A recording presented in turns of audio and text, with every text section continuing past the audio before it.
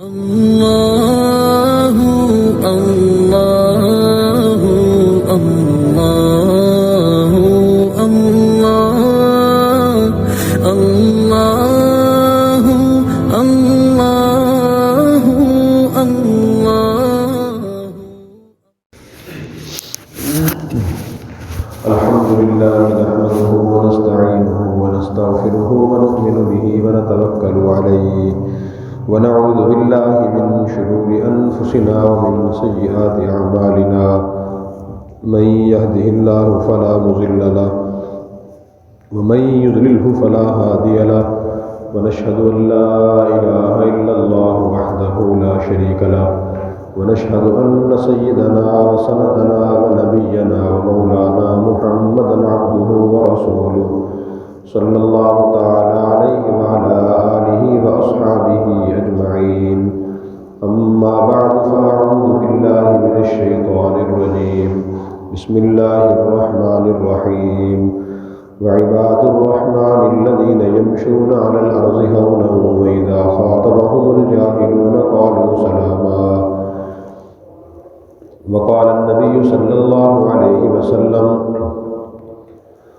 لا يدخل الجنة من كان في قلبه مثقال حبة من خردل من كبر أو كما قال عليه الصلاة والسلام، صدق الله مولانا العلي العظيم وصدق رسوله النبي الكريم ونحن على ذلك من الشاهدين والشاكرين والحمد لله رب العالمين۔ میرے محترم بھائی اور دوستو، اسلام کی تعلیمات بہت جامع ہیں اور زندگی کے ہر کام اور ہر بات سے متعلق ہیں۔ ایک مسلمان کا ذہن یہ ہونا چاہیے میں اپنی ہر حرکت اور اپنے ہر کام ہر بات سے پہلے یہ دیکھوں کہ اس بارے میں مجھے اسلام کیا کہتا ہے۔ جب ایک مسلمان اس طرح دیکھ کر سوچ کر اسلام کے مطابق عمل کرتا ہے پھر وہ صحیح معنی میں مکمل مسلمان بنتا ہے۔ جو آدمی ایسا نہیں کرتا، دین اسلام کے ایک دو کام کر لیتا ہے، مثلا نماز پڑھ لی، تسبیح تلاوت کر لی، باقی اپنی باتوں میں محتاط نہیں ہے، اپنے کام کے بارے میں محتاط نہیں ہے، تو وہ صحیح معنی مسلمان نہیں ہوتا اور اسے اسلام کی برکات حاصل نہیں ہوتی۔ جیسے ہم میں سے ہر آدمی کچھ نہ کچھ چیزیں جانتا ہے علاج کے بارے میں کہ جس سر میں درد ہو تو پوسٹان گولی کھا لینی چاہیے، بخار ہو تو پیناڈال کیلپول کھا لینی چاہیے۔ اب اس سے ہم لوگ کچھ ڈاکٹر تو نہیں بن جاتے، کچھ چیزیں صرف جاننا کافی نہیں ہے، اسلام کے بارے میں ہر کام کے بارے میں جاننا چاہیے۔ تو اسی سلسلے میں آج ہم ایک اہم سلسلہ شروع کر رہے ہیں۔ قرآن کریم کی ایک سورہ فرقان ہے، یہ 18ویں پارے میں شروع ہوتی ہے اور 19 میں ختم ہوتی ہے۔ اس کا جو آخری رکوع ہے اس میں اللہ تبارک و تعالیٰ نے فرمایا کہ وعباد الرحمن، کہ رحمان کے بندے ایسے ایسے ایسے ہوتے ہیں، انہیں کچھ صفات بیان کی ہیں۔ ویسے تو سارے انسان اللہ کے بندے ہیں، اللہ نے ان کو پیدا کیا، لیکن اللہ تعالیٰ نے کچھ لوگوں کو اپنا بندہ فرمایا، خود فرمایا عباد الرحمن، کہ رحمان کے بندے یہ ہیں، یعنی وہ خاص بندے ہیں، اور خاص بندے بننے کے لیے اپنے اندر خصوصیات پیدا کرنی پڑتی ہیں۔ اب دیکھیں کچھ لوگ ہمارے بھی خاص ہوتے ہیں، وہ خاص کون ہوتے ہیں کہ جن میں کچھ ایسی خصوصیات ہوتی ہیں جو عام لوگوں میں نہیں ہوتی۔ تو اللہ کے خاص بندے بننے کے لیے کچھ خصوصیات پیدا کرنا ضروری ہے۔ اللہ تعالیٰ نے 12 خصوصیات بیان فرمائی ہیں، 12 صفات، 12 خصوصیات کہ جن لوگوں کے اندر یہ پیدا ہوگی وہ رحمان کے خاص بندے ہوں گے۔ تو آپ کا ارادہ ہے خاص بندہ بننے کا؟ میرا بھی انشاءاللہ ارادہ ہے۔ تو اس سلسلے میں انشاءاللہ آج وہ صرف 2 صفات ہم بیان کریں گے ذرا تفصیل سے۔ اللہ نے فرمایا کہ عباد الرحمن الذین یمشون علی الارض ہونا، کہ رحمان کے خاص بندوں کی پہلی صفت یہ ہے کہ وہ زمین پر نرمی سے اور عاجز چلتے ہیں۔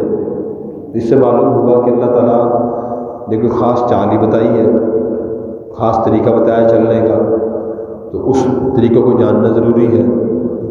وہ طریقہ نرمی اور عاجزی والا ہے۔ نرمی اور عاجزی والا طریقہ وہ ہوتا ہے جس میں تکبر کے آثار نہ ہوں، تکبر کے علامات نہ ہوں۔ بعض دفعہ انسان جان بوجھ کر اور بعض دفعہ بے خیالی میں اپنی چال متکبروں جیسی بنا لیتا ہے۔ متکبروں کی چال کیسی ہوتی ہے؟ سینہ نکال کے چلنا، بازو اکڑا کے چلنا، یہ رحمان کے بندوں کی چال نہیں ہوتی۔ قرآن کریم کے ایک اور آیت میں اللہ نے فرمایا وَقْصِدْ فِي مَشْيِكَ وَاغْضُضْ مِنْ صَوْتِكَ، کہ اپنی چال میں میانہ روی اختیار کرو، نہ بہت ذرا بلا ضرورت بھاگ کر چلو اور نہ بہت ہی آہستہ چلو، آہستہ آہستہ بیماروں کی طرح۔ تو سیدنا فاروق اعظم رضی اللہ عنہ نے ایک مرتبہ ایک شخص کو دیکھا، وہ بہت ہی آہستہ آہستہ تکلف سے چل رہے تھے، تو ان سے پوچھا کہ آپ بیمار ہیں؟ انہوں نے کہا جی نہیں۔ پھر فرمایا کہ ایسے بیماروں کی طرح کیوں چل رہے ہو، ذرا مضبوطی سے چلو۔ پھر انہوں نے نبی کریم صلی اللہ علیہ وسلم کے چلنے کا انداز بیان فرمایا کہ آپ جب چلتے تھے تو ایسے معلوم ہوتا تھا گویا کہ آپ بلندی سے نشیب کی طرف اتر رہے ہیں۔ جو آدمی بلندی سے اترتا ہے نشیب کی طرف، تو اس میں ایک تو یہ صفت ہوتی ہے کہ وہ اپنا پاؤں اور قدم مضبوطی سے رکھتا ہے، ڈھیلا ڈھیلا پاؤں نہیں رکھتا۔ نمبر دو، احتیاط سے آگے دیکھ کر چلتا ہے۔ تو آپ صلی اللہ علیہ وسلم بھی ایسے چلتے تھے، قدم مضبوطی سے اٹھاتے، مضبوطی سے رکھتے تھے، اور چلتے ہوئے دائیں بائیں نہیں دیکھتے تھے۔ دائیں بائیں دیکھنا یہ بھی سنت کے خلاف ہے بلا ضرورت۔ ہاں کوئی آدمی چلتا کوئی چیز تلاش کر رہا ہو، میں نے فلاں دکان یا مکان دیکھنا ہے، وہ کہاں ہے، پھر دائیں بائیں دیکھ سکتا ہے۔ ویسے بلا ضرورت چلتے ہوئے دائیں بائیں دیکھنا سنت کے خلاف ہے۔ اسی طرح قرآن کریم کے ایک اور آیت میں اللہ نے فرمایا کہ بلکہ اسی آیت کے بعد فرمایا کہ اِنَّكَ لَن تَخْرِقَ الْأَرْضَ وَلَن تَبْلُغَ الْجِبَالَ طُولًا، کہ انسان تو اکڑ کر چلنے سے نہ تو پہاڑوں کی بلندی کو پہنچ سکتا ہے اور نہ زمین کو پھاڑ سکتا ہے کہ انسان اکڑ کے چلے۔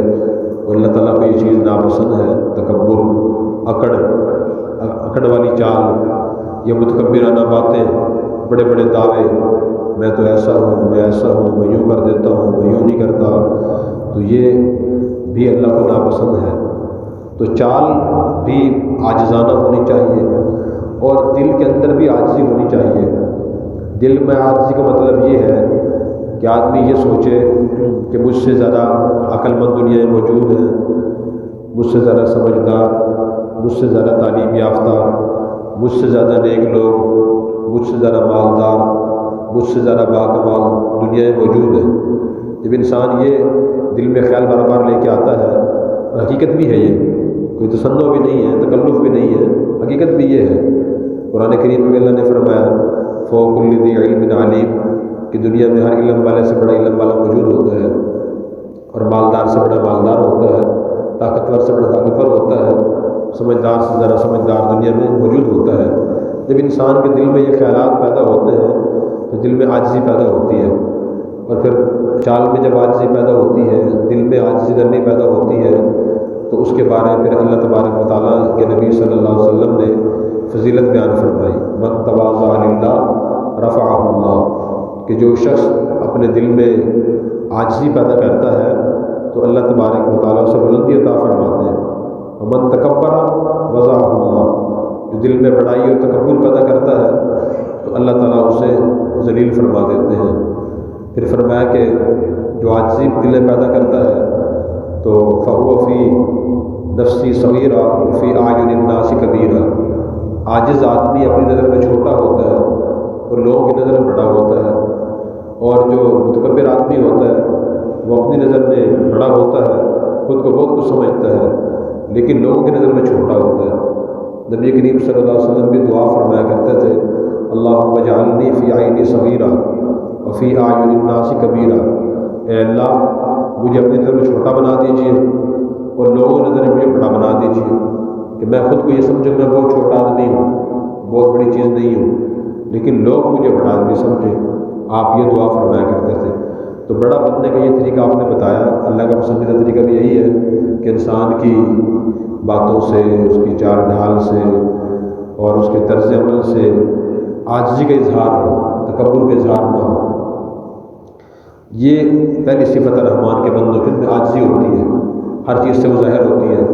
اور دوسری صفت یہ بیان فرمائی وَإِذَا خَاطَبَهُمُ الْجَاهِلُونَ قَالُوا سَلَامًا، کہ اللہ کے خاص بندے وہ ہوتے ہیں کہ جب کوئی شخص ان سے جہالت اور نادانی کی بات کرتا ہے تو وہ سلام کہتے ہیں یا سلامتی کی بات کرتے ہیں۔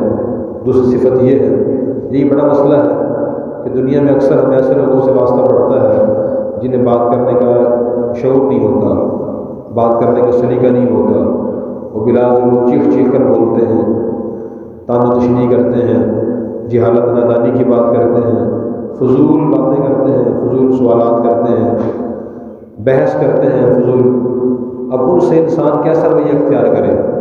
اللہ تعالیٰ اپنے خاص بندوں کی صفت بیان فرما رہے ہیں کہ جب بھی وہ ایسے لوگوں سے بات کرتے ہیں جو نادان ہیں، جنہیں بات کا شعور سلیقہ نہیں ہے، تو وہ سلامتی کی بات کہتے ہیں، یعنی وہ گالی کے بدلے میں گالی، جھوٹ کے بدلے میں جھوٹ، بہتان کے بدلے میں بہتان، بد کلامی کے بارے میں بدلے بد کلامی نہیں کرتے، بلکہ وہ سلامتی کی بات کرتے ہیں۔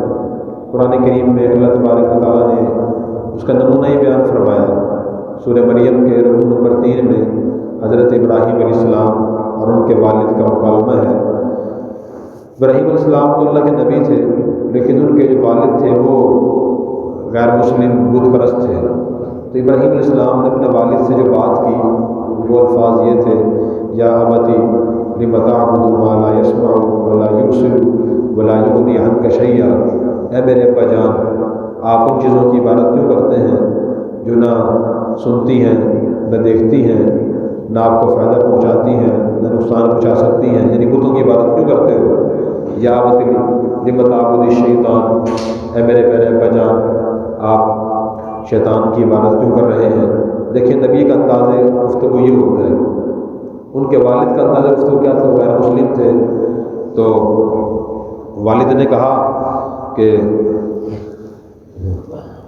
والد نے جواب دیا ان کے بارے میں کہ راغب انت عن آلہتی یا ابراہیم، اے ابراہیم کیا تم میرے بتوں کو، میرے خداؤں کو تسلیم نہیں کرتے، ان سے منہ پھیر رہے ہو؟ لئن لم تنتہ لارجمنک واہجرنی ملیہ، اگر تم باز نہ آئے میں تمہیں پتھر ماروں گا اور مار مار کے میں تمہیں ہلاک کر دوں گا۔ تو یہ ان کا انداز گفتگو تھا۔ اب دیکھیں دونوں انداز اللہ تعالیٰ نے بیان فرما دیے، تو ہم میں سے ہر شخص دیکھے کہ میرا انداز گفتگو کون سا ہے، ابراہیم علیہ السلام والا یا ان کے جاہل اور کافر والد والا؟ بہت سے صرف خوش ہوتے ہیں کہ وہ سخت کلامی کرتے ہیں، غلط باتیں کرتے ہیں، لوگ یہ سمجھ رہے ہوتے ہیں کہ میں ڈرتا کس سے نہیں، میں تو سب کے سامنے سخت باتیں کیا جاتا ہوں، مجھے کسی کا ڈر خوف نہیں ہے۔ تو یہ جہالت کی بات ہے۔ ہمیں یہ دیکھنا ہے کہ دین ہمیں گفتگو کا کون سا انداز، کون سے الفاظ سکھا رہا ہے۔ جو انداز دین نے سکھایا وہ صحیح ہے، اور جس انداز سے دین نے منع کیا ہے وہ غلط ہے، وہ ہمیں چھوڑ دینا چاہیے۔ نبی کریم صلی اللہ علیہ وسلم کی بیسیوں احادیث ہیں جن میں آپ نے غلط طرز گفتگو سے، غلط الفاظ استعمال کرنے سے منع فرمایا۔ آپ نے فرمایا کہ لیس المؤمن بالطعان، مومن تانے نہیں دیتا، غربت کا تانا، گناہ کا تانا، کوئی اور تانا مومن کا ہی کام نہیں ہے۔ ولا بلعان، مومن لعنت نہیں کرتا۔ ولا الفاحش، مومن فحش باتیں نہیں کرتا۔ ولا البذی، مومن بےہودہ باتیں نہیں کرتا۔ دیکھیں آپ اس میں بتا رہے ہیں کہ کون سی باتیں بولنی ہیں، کون سی نہیں بولنی۔ ایک صحابی حضور کے پاس آئے اور عرض کیا کہ یا رسول اللہ میرے کچھ رشتہ دار ہیں، میں ان سے تعلق جوڑنا چاہتا ہوں، وہ مجھ سے تعلق توڑنا چاہتے ہیں، میں صلہ رحمی کرتا ہوں، وہ قطع رحمی کرتے ہیں، اور میں ان کو عطا کرتا ہوں، نوازتا ہوں، وہ مجھے محروم رکھتے ہیں، اور میں ان سے اچھے طریقے سے گفتگو کرتا ہوں، وہ مجھ سے بد کلامی کرتے ہیں، تو میں کیا کروں؟ تو آپ نے ارشاد فرمایا کہ جب تک تمہارا یہی طرز عمل رہے گا جو تم نے بیان کیا ہے تو گویا کہ تم اس وقت تک ان کے منہ میں راکھ ڈال رہے ہو۔ یہ راکھ کا مطلب یہ ہے کہ آپ کا سلوک اچھا ہے، ان کا سلوک برا ہے، اور ان کے منہ سے جو باتیں نکل رہی ہیں، جو ان کا انداز ہے وہ ایک غلط اور برا انداز ہے، ناقابل بیان ہے۔ اس میں ہمارے لیے پیغام یہی ہے، اگر کوئی شخص ہم سے بد کلامی یا سخت کلامی کرتا ہے تو ہم اس سے اچھا کلام کریں، اچھی گفتگو کریں۔ دوسرا مطلب اس آیت کا یہ ہے کہ وَإِذَا خَاطَبَهُمُ الْجَاهِلُونَ قَالُوا سَلَامًا، کہ جب بھی رحمان کے خاص بندوں سے کوئی شخص جہالت کی بات کرتا ہے تو وہ سلام کر کے اس سے علیحدہ ہو جاتے ہیں، اس کے پاس نہیں ٹھہرتے۔ دونوں ہمارے لیے سبق ہیں۔ ہم خود لوگوں سے اچھی گفتگو کریں، اگر کوئی ہم سے بری گفتگو کرے تو ہم سلام کر کے اس وقت اس سے علیحدہ ہو جائیں، تاکہ مزید بحث نہ شروع ہو، دل آزاری نہ ہو، لڑائی نہ شروع ہو۔ یہ رحمان کے بندوں کی دو صفات ہیں۔ پہلی صفت یہ ہے کہ یمشون علی الارض ہونا، یہ رحمان کے خاص بندے زمین پر نرمی اور عاجزی سے چلتے ہیں۔ اور نمبر 2، وَإِذَا خَاطَبَهُمُ الْجَاهِلُونَ قَالُوا سَلَامًا، جب کوئی نادان ان سے جہالت کی بات کرتا ہے، نامناسب بات کرتا ہے، تو وہ سلامتی کی بات کرتے ہیں یا سلام کر کے علیحدہ ہو جاتے ہیں۔ باقی صفات انشاءاللہ آئندہ درس کریں گے۔ 10 صفات باقی رہ گئی ہیں، 2 ہو گئی ہیں، تو جلدی تشریف لایا کریں تاکہ پوری بات سن سکیں۔ اللہ تبارک و تعالی ہمیں یہ صفات اپنے اندر پیدا کرنے کی توفیق عطا فرمائے۔ وآخر دعوانا الحمدللہ رب العالمین۔ سنت ادا فرمائے۔